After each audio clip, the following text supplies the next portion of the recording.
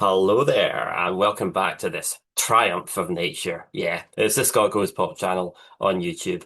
And it's that time of the week again, YouGov time, when we get the weekly GB-wide YouGov poll, which always gives us a tantalizing insight into Scottish voting intentions because YouGov structure and weight their Scottish subsamples correctly. But this week, thrillingly, we have a double header because not only do we have that GB-wide poll, we also have a full-scale YouGov poll of Welsh voting intentions for the Senedd election next May.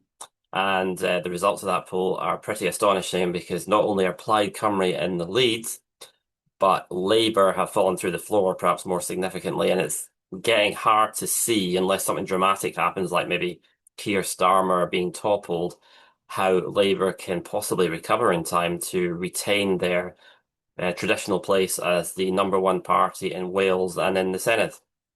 The results of that poll are as follows. Plaid Cymru are on 30%, which is unchanged on the previous poll. Reform UK are on 29%, which is up 4 points, so they've almost drawn level with Plaid. Labour are on 14%, which is down 4, and obviously that means they have less than half the support now of Plaid and also less than half the support of Reform UK.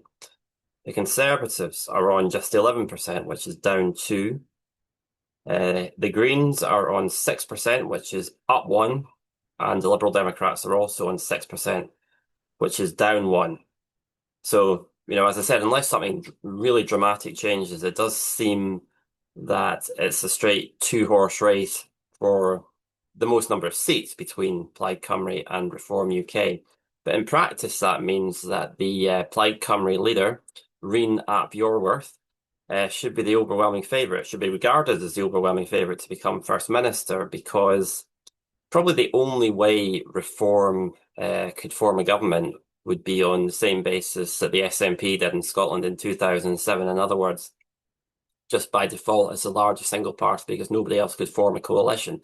But in practice, the pressure on Labour to take part as a junior coalition partner to keep Reform out of power is going to be really massive. And I think they would probably give in to that pressure. And that would mean absolutely inevitably that there would be a Plaid First Minister because they're mathematically pretty much not feasible for any other party to supply the First Minister.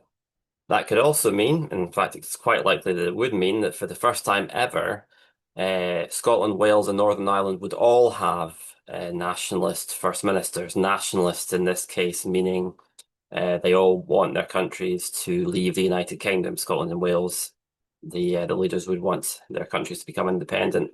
And in the case of Northern Ireland, obviously Sinn Féin want a United Ireland.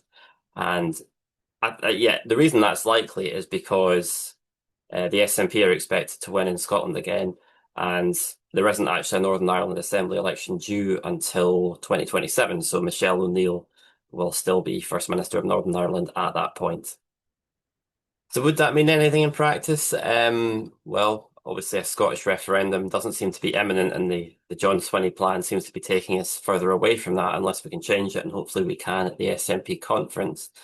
Plaid Cymru have effectively put a referendum on independence on the back burner so that they can offer themselves for a full term without people having to supposedly worry about a referendum.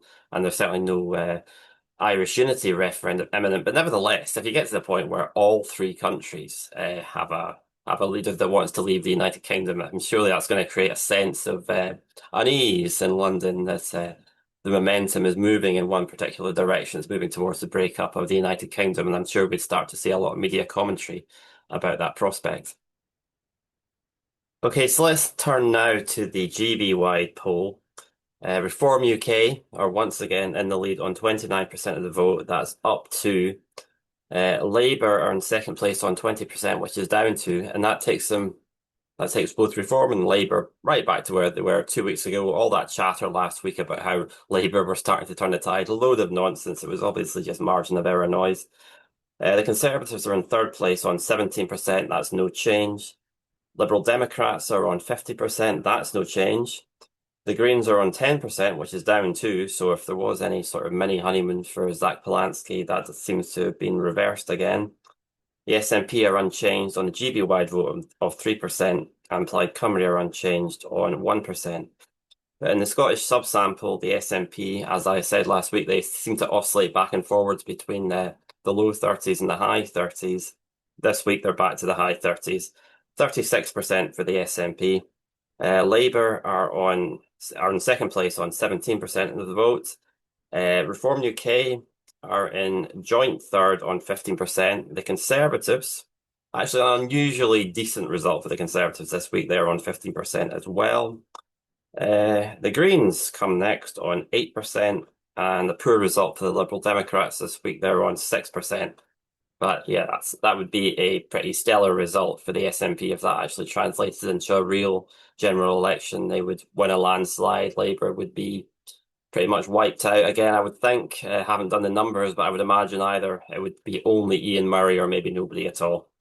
So that's another really good result for the SNP. Anyway, that's it for now. If you're enjoying this content, please subscribe to my YouTube channel. That would be really helpful. And bye for now.